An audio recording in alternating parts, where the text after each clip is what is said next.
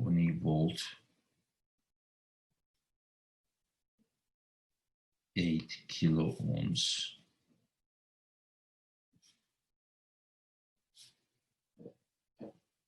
0.2 millifarads. So the previous example, we said we asked a bunch of questions on this, such as what is the voltage of the capacitor? So these were the questions. What is the voltage of the capacitor and resistor after 1 second? How many seconds does it take? So we asked a bunch of conditions to be met for the voltage of the capacitor to be twice the voltage of the resistor, the energy of the resistor to be twice the energy of the capacitor, and how many seconds does it take for the power of the capacitor to reach its peak. So let's develop that some more. So now let's say, what if the capacitor is initially charged?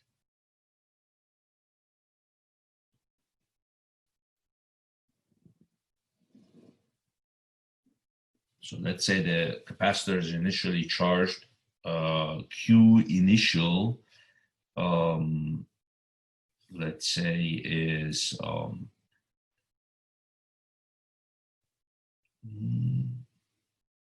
let's say it's 10 millicoulombs. No, let's make it, because what I'm going to do is I'm going to say C is equal to Q over V, and V is equal to Q over C. So 10 millicoulombs over 0.2 millifarads.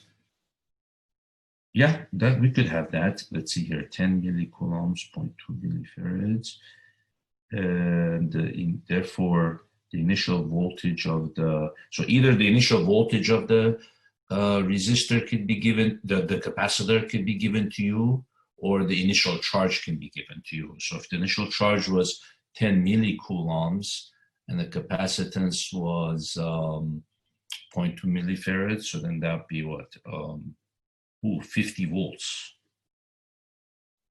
So that means the capacitor would be 50 volts going this way, fighting against the battery. Okay, so then we might ask, okay, right after you connect, we could ask similar questions. What is the voltage of the capacitor? Let's say we asked even the same exact questions. What is the voltage of the capacitor and resistor after 1 second, as well as the charge of in the capacitor and the current in the circuit, right? So A, B, and then how many seconds does it take for the voltage of the capacitor to be twice the voltage of the resistor? How many seconds does it take for the energy of the resistor to be twice the energy of the capacitor? So we could, let's say we ask the same questions, right? But then now we have a different initial condition. So where do we pick up and what changes that the initial condition is different? So the idea is that, okay, where was that page where we did the differential equation? So remember yesterday I showed that for a differential equation, we have a general solution, and then we apply that general solution. Then we get to a certain place where there's an unknown. And then to solve for that unknown, we apply the initial condition. So in this case, we said y of 0 is 0, and then that's how we solve for A. In this case, we said the charge of the capacitor initially is 0. So then we put Q of 0 is A e to the 0 is 0, and then we solve for A. So then this equation came out from the initial condition. So the more general equation is this one, A e to the minus T over RC plus CVB, but then A is unknown, and that depends on the initial condition, you see? So we can kind of pick up from here. Q of the capacitor, A e to the minus T over RC, right? Plus let's see, is it CVB? Yeah, CVB. You see, so then that would be kind of the start where we would start. And then we would say, okay, what's the initial condition when T is equal to 0? What's the initial charge? Q of 0 is equal to what? Then we would put e to the 0 here. And when you put e to the 0, you get 1. So you get A plus CVB. And then that's where you put the initial charge. So in our case, what's the initial charge? 10 millicoulomb. Now, if the capacitor was facing the other way, let's say the negative of the capacitor was here and the positive of the capacitor was here, and the charge was 10 millicoulomb, then what you would do, since the positive of the battery is going and charging the negative plate, so then that means that plate is negative, so then the initial charge would be negative 10 millicoulomb, you see? So in other words, you go off of the one that the positive plate of the battery is charging, you see, and then that's the initial charge of that is negative. And then this one will be positive. So then the initial condition will be negative 10 millicoulombs. If the capacitor is facing this way and the charge is already positive to begin with, right, then this would be, the initial condition would be positive 10 millicoulomb, because that means that plate is already at that charge. So we don't have to, the battery doesn't have to charge it as much, right? So then that's how you apply the initial condition. Depending on the orientation of the capacitor, you put either positive or negative. Then you solve for A. So then what's CVB? In our case, C is equal to 0.2 millifarads, and then the voltage of the battery, 20. Right? Okay, so then that's A plus, what is that? 20 times 0.2, 4 millifarad, millicoulomb, 10 millicoulomb, right? So then the A has to be 6 millicoulomb, you see? So you're solving for what that is. So then that means the charge of the capacitor as a function of time is going to be, now you could just put here 6 e to the minus t over, and then the RC was the product of that, right? So RC would just be 1.6 seconds, right? 1.6 seconds plus, and then the CVB is the form, and then this is in millicoulombs. So now we have the general equation that tells us the charge of the left side of the plate, you see. So then you can try to see if it makes sense. You say e to the minus 0, so when t is equal to 0, then what's going to happen? You're just going to get e to the 0 is 1, so 6 plus 4 is going to be 10 millicoulombs, you see. So when t is 0, Q of 0 is 10 millicoulombs. We could even say, what's going to be the final charge of the capacitor? Q limit as t goes to infinity. So when t goes to infinity, e to the minus infinity is 0, and then the charge of the capacitor will reach 4 millicoulombs. Right? So then at the end, what's going to happen? Well, okay, let's see here. The next thing we can do is, okay, if we are asked what is the voltage of the capacitor resistor after 1 second, and the charge of the capacitor and the current after 1 second.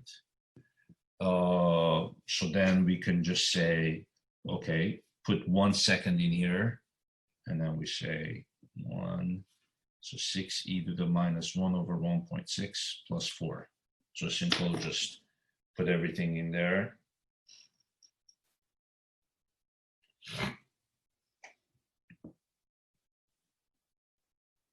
One divided by 1.6 negative e times 6 plus 4.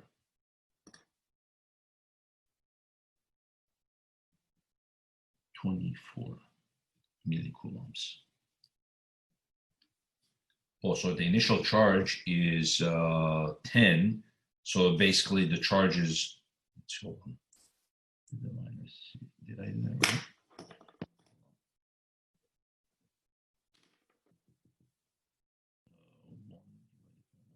6 negative e times 6 plus 4. Oh, hold on. 7.2. 7.212, let's say, millicoulombs. I don't know why I got 24. 7.2. Oh, okay. So then what does that mean? That means actually the capacitor is discharging. Oh, it makes sense because look, if the charge of the capacitor is 10 millicoulomb, that means the initial voltage of the capacitor is 50 volts. So since it's larger than the voltage of this, it's forcing the current to go the other way. So the capacitor is actually discharging. So in 1 second, the charge of the capacitor reaches 7, right? So it has already discharged from all the way from 10 to 7. You see that? So actually the math itself is telling you that it's going to discharge. It's not going to charge. Even though you have a battery, since it's a larger voltage than the battery, the capacitor is forcing the current to go the other direction. Cool. You see that? So now what's the current going to be? The current, then you can just simply take the derivative of this, you see. Then that will already take care of the initial condition. So then if I take the derivative, I get 6 e to the minus t over 1.6 times negative 1.6, right? And so the derivative of this is just going to be 0. So then you're just going to have negative 6 over 1.6 e to the minus t over 1.6. Then you put 1 over 1.6. So the fact that the current is negative, right, means that the current is actually flowing the other direction, you see, opposite of the direction that the capacitor would have liked. So that means it's kind of discharging, you see. So even that, the derivative is taking care of it. So the negative has a meaning. The current is flowing the opposite direction. So then you just say here, 1 divided by 1.6 negative e times 6 divided by 1.6. Okay, negative 2.007. That should be units of milliamps, right? Yes, it's milliamps. Yeah, because this is millicoulombs, so this would be milliamps. Okay. So then if I want to know the voltage of the capacitor and the voltage of the resistor, so then that's just the simple voltage of the capacitor is Q over C. So you just take this and divide it by the capacitance. 0.2 millicoulombs. And you're just going to have 7.212 divided by 0.2. So the voltage is 36.06 volts.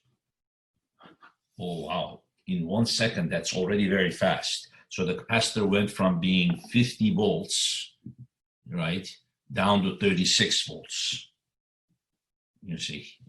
And let's see what else. The voltage of the resistor is going to be what? Then just IR. So then negative 2.007 times the resistance. Now it's lying again. Okay, so times the resistance. So the resistance was what? 8 kilo ohms. 8 kilo ohms. Okay, so then that's going to be negative 16. Negative 16.2.007 times 8.06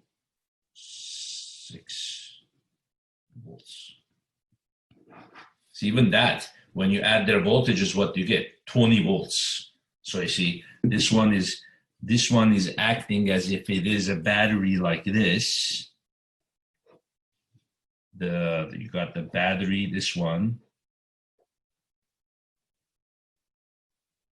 So this is 20, and then this one is acting like a battery like this. So this is 36 volts, but facing that way. And then this is negative 16 volts. So since the current is flowing this way, you see this side is at a higher potential than here. So then this is going to be 16 volts. So see, if you do your Kirchhoff loop, you go start here, you gain 20, then you go this way, you gain 16, and then you lose 36. You see? So this, if the current is flowing this way, the side of the resistor where the current is starting and then ending, that side is higher voltage than this. So then you say you go like this, you gain 20, then you gain 16, and then of course you lose 36. You see? So then that makes sense. This is 0. So that's kind of what it means to say the voltage of the resistor is negative 16. Okay? It might also be instructive to find out what these values are at t goes to infinity. So as I approach infinite, what's going to be the final situation? Let me go get a better pen.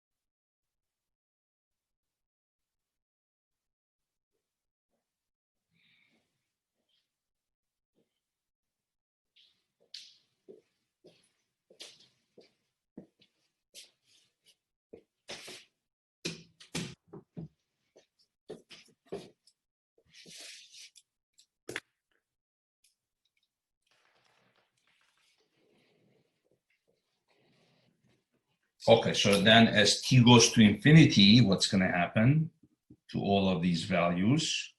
20 volts. Yeah. So at the end, this one decays all the way from 50 volts to 20 volts.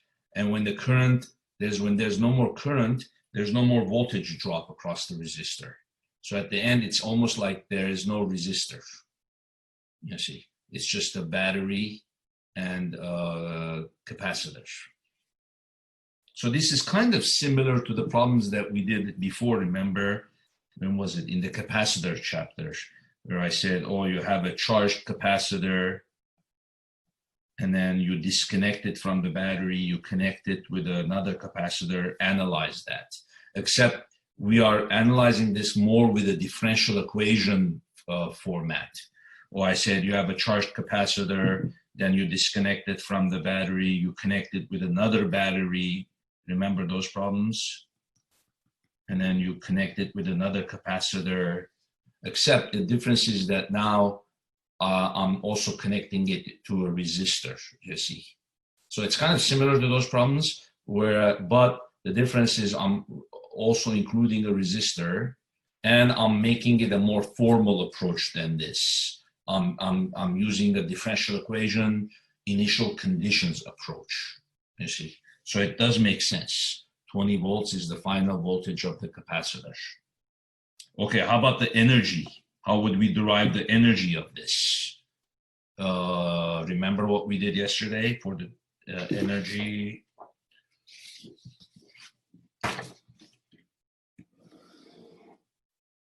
Remember, for the energy of the capacitor, the energy stored in the capacitor as a function of time, I do half CV squared. And so you're just going to do half of the C in this case times the voltage of the capacitor is going to be whatever we got for the Q times the, no, whatever we got for the Q. And you know what, let me just do half Q squared over C. It's easier since we already have an expression for the Q. Then we can say 1 over 2, the C is 0.2 millifarads. And then the Q is this equation, 6 e to the minus t over 1.6 plus 4 millicoulomb, and then square that. And then you're just going to get 1 over 0.4, 1 divided by 0.4. Okay, so 2.5, and a milli, and one of the millis will cancel. Then you'll have 2.5, 6 e to the minus t over 1.6 plus 4 squared millijoules. Okay, so that's the expression for the energy stored in the capacitor as a function of time. How much energy you're storing in the capacitor as a function of time. Then to get the power of the capacitor, the best way is to differentiate that. So differentiate, the 2 comes down.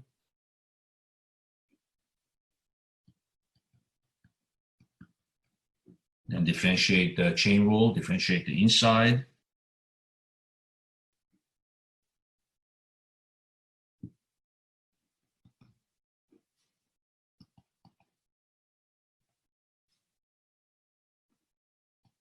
So you have here negative, let's see here.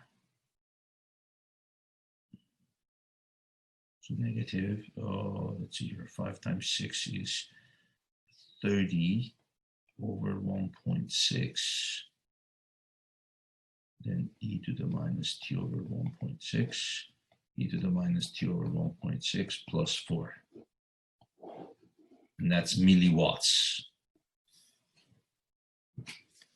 Like that. So just a simple derivative of the energy of the capacitor equation. Okay. For the resistor, the best way is to go the opposite direction. To take the power of the resistor, I squared R, right? And then integrate it to get the energy lost in the resistor. So the power of the, what was the current?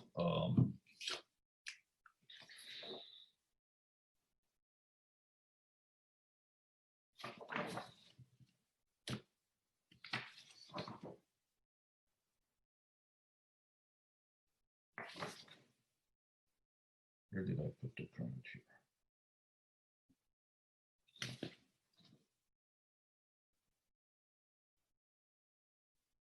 Oh, okay.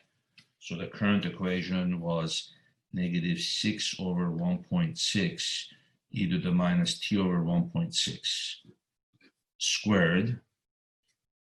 times the resistance, which is 8 kilo ohms.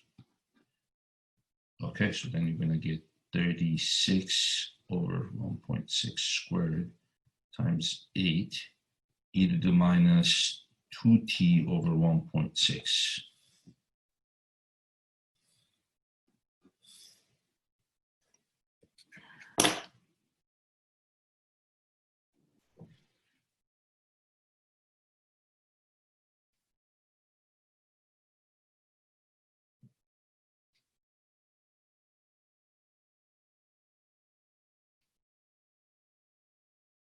This one comes out to be negative 18.75.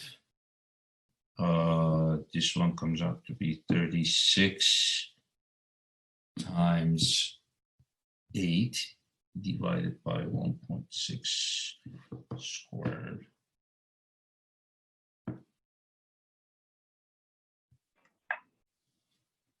$112.5 e to the minus t over 0.8, and then that's going to be milliwatts.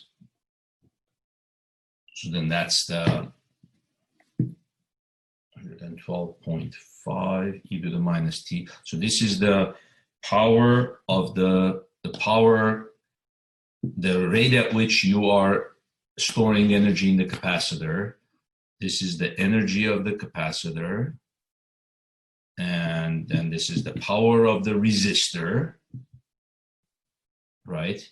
And then you can integrate this to find the power, integrate this to find the energy of the resistor, right? So integrate du dt is equal to the power.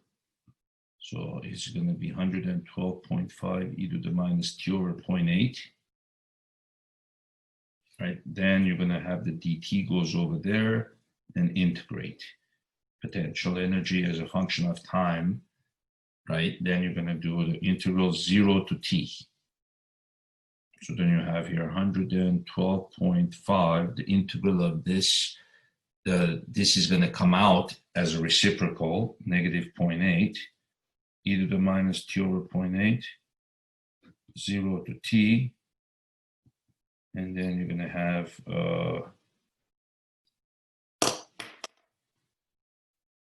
112.5 times 0.8,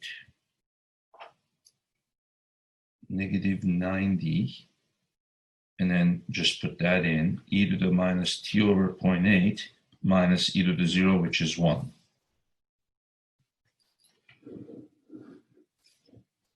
Right, so then I integrated it, and I'm getting this, right? And now I could just simply add these. It's just the easier way to get the power that the battery is producing.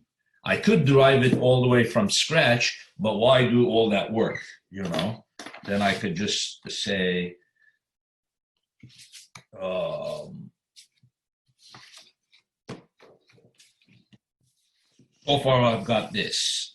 I've got the power in the capacitor is negative 18.75 e to the minus t over 1.6, e to the minus t over 1.6 plus 4. Right, then I've got the power of the resistor is 112.5 e to the minus t over 0.8.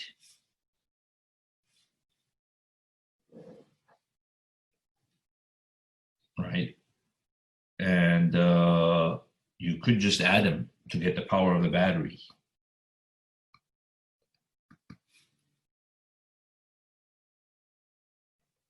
Maybe it's better if I distribute this, something might cancel.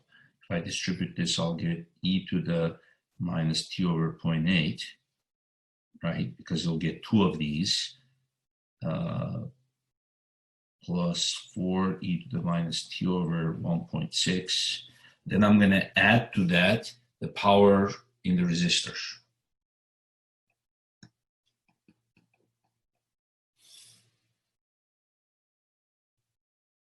Oh yeah, I see there's going to be something that's going to at least reduce. So the power of the battery is going to be 112 minus 18. 112.5 minus 18.75. 93.75 e to the minus t over 0.8 plus, so then distribute this into here. So then you're going to have a negative, right? Yeah, negative. So negative 18, so 18.75 times 4.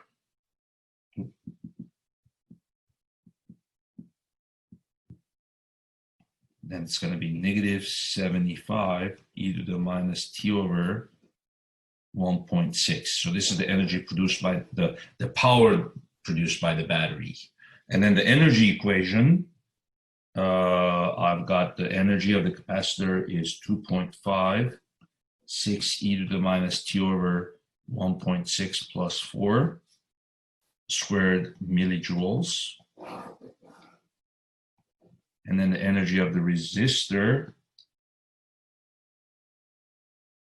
what's that?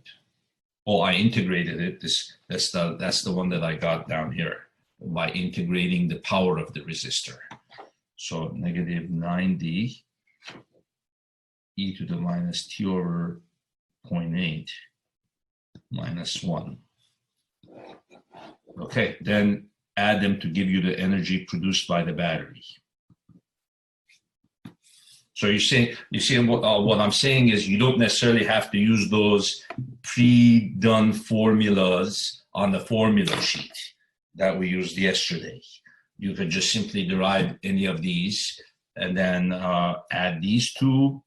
And I'm not sure if there's a good way to. I'm not sure if there's a good way to simplify this one. Doesn't look like it.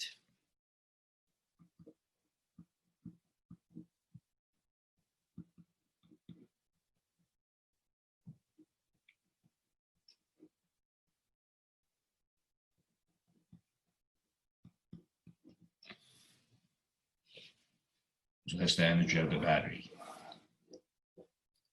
Okay, let's plot the energies first, because think about them this way. These three are the derivative of these three functions. So it's better to plot the original functions and then analyze their derivatives. So let's do the energy stored in the capacitor.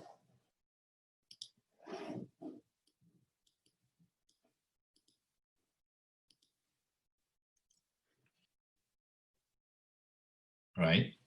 Okay, so let's see here what's happening. The energy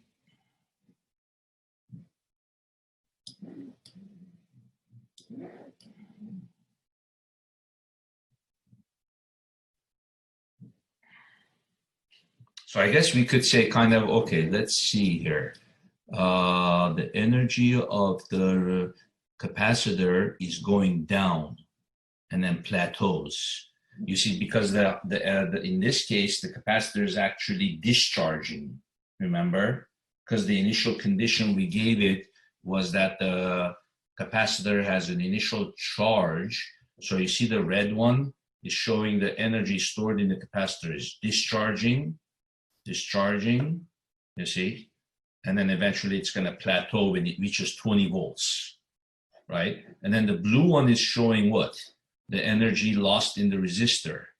Okay, so then as the capacitor pushes current to the system, that you start losing energy in the resistor, you see? And then it goes like that. So then the sum of these two graphs give you the energy of the battery. So then how much energy is the battery giving you? Initially, the battery is giving you a lot of energy, right? So we can find out kind of the initial and final values of each of them. just to kind of get a ballpark. What's the initial energy of the capacitor? What's the initial energy of the resistor? What's the initial energy that the battery is giving? Well, this one is just simply going to be the sum of the sum of these two, right? This one is going to be the sum of these two. So if you put 0 here, e to the 0 is 1, so 6 plus 4 is 10, right? So it's just going to be 2.5, 10 squared. So that's 100 times 2.5, 250 millijoules. So right away, you already have energy stored in the capacitor, 250 millijoules. Okay, then when you put e to the 0 here, right? E to the 0 is 1, and then 1 minus 1 is 0. So initially, no energy no energy lost in the resistor. So that makes sense because you just hooked up the circuit, right? And therefore, the battery is the sum of these two, so it should be 250. Okay.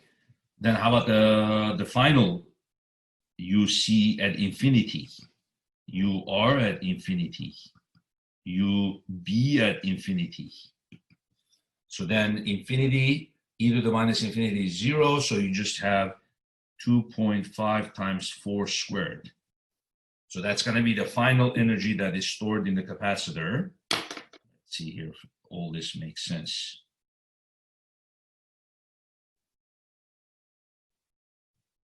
Okay, 40 millijoules. You see, that's when the capacitor reaches the 20 volts and plateaus, right? So this is the initial energy of the capacitor decays to 40, and then the resistor, e to the minus infinity, is going to be 0, negative 1 times negative 90, so that's going to be 90 millijoules. Oh, by the end, you've lost 90 millijoules of energy in the resistor, right? And then, of course, the sum of the two gives you 130. Right? So that's how much energy. So in other words, right at the beginning, the battery is going to supply you 250 millijoules of energy. By the end, the battery has supplied you 130 millijoules of energy. Why is it going down? Well, because the capacitor is fighting against the battery. You see? So that's kind of a weird looking graph. So that's why the total energy is decaying, and then at the end it's 130. You see here? 130. And then this one at the end is 90. And then this one at the end is 40. Okay, look, cool, huh? Makes sense. So can we answer a question such as, when is the, what was the question that we had asked before? When is the, it said, how many seconds does it take for the energy of the resistor to be twice the energy of the capacitor? So can this blue one be twice this? Okay, on this one, I'm not sure if you, let's see, 90, 40, 80, see here.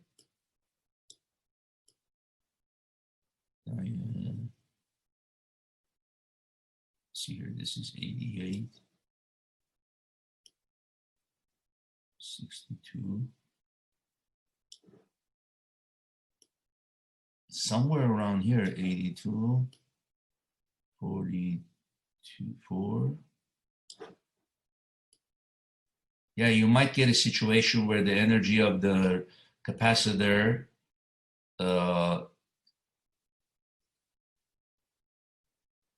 no, the energy of the resistor is twice the energy of the capacitor. So you might actually get an answer. I think maybe somewhere here. You see where the energy of the resistor is around 88, 89.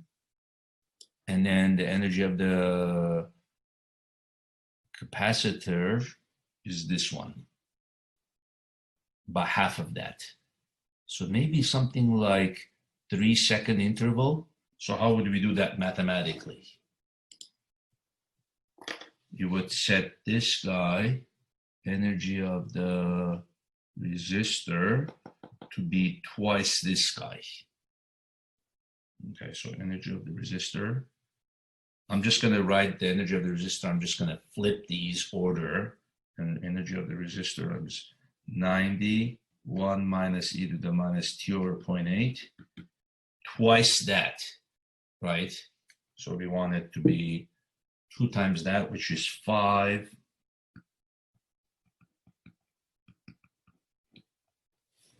And then we would solve that, huh? Oh, is there an easy way to solve it? No, probably we put it in Wolfram. 5 goes into 90 how many times? 140. So 18. Okay, let's put that into Wolfram. I'm thinking that there might be an answer around the 3-second mark, graphically. Around 3, hold on. Yeah, around maybe 3 or 4 seconds, 3, 4, something like that. So Wolfram. So I'm going to say 18, 1 minus e to the power negative x over 0.8 minus e to the power negative x over 0.8 is equal to 6 e to the power negative x over 1.6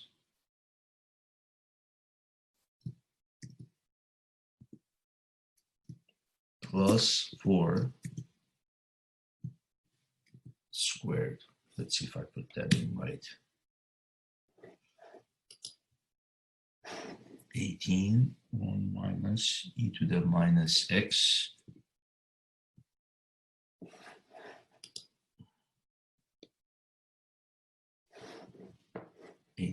minus e to the minus x over 0.8, 6 e to the minus x over 1.6 plus 4. Okay, let's see.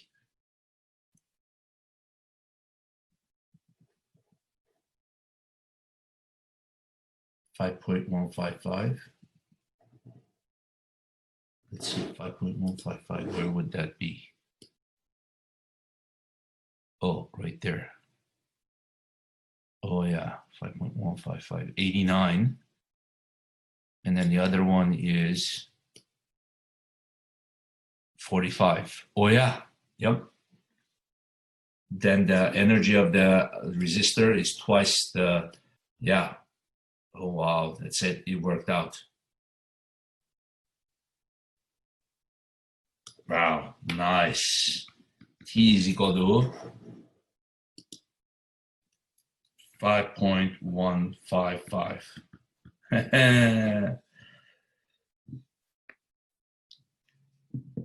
Any questions on that? Cool, huh? Okay, now let's graph the derivatives of that, the power.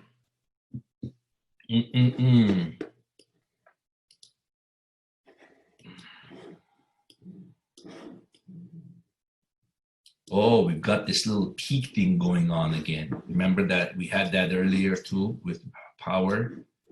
Now the fact that the power here is negative, you see the power of the capacitor, that's because the rate at which the capacitor's energy is changing is negative.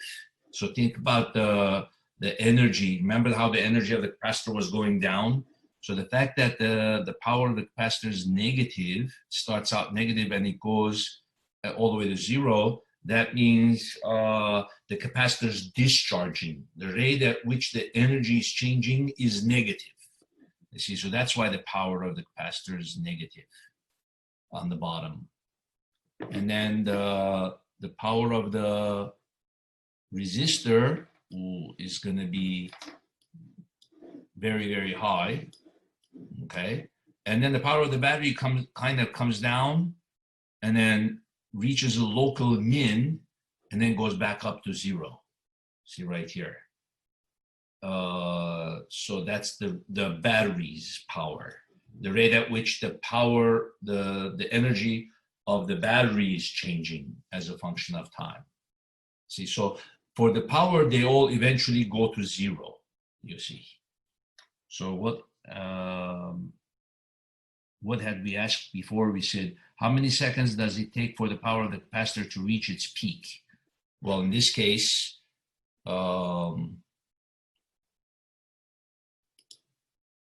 it's not the capacitor that's going to reach a peak. It's actually the battery that's going to reach a peak. It's going to be negative 15 milliwatts. Negative 15 milliwatts. So in other words, there comes a point where the battery is helping charge the system backwards. It's kind of helping the capacitor. So it reaches the negative 15 milliwatts is the rate of change of the rate at which the battery is charging the circuit. You see, so it's kind of a weird graph. Okay, I think that's pretty much it for that. So you can see that we can ask similar kinds of questions depending on whatever the initial condition is. We can get a general function, then differentiate or integrate that, and then we can come up for general equations for the power function and the energy function, and then analyze them either graphically or answer some kind of a mathematical question based on them. Okay? Okay, now let's do a circuit such as this, and then we'll end with that.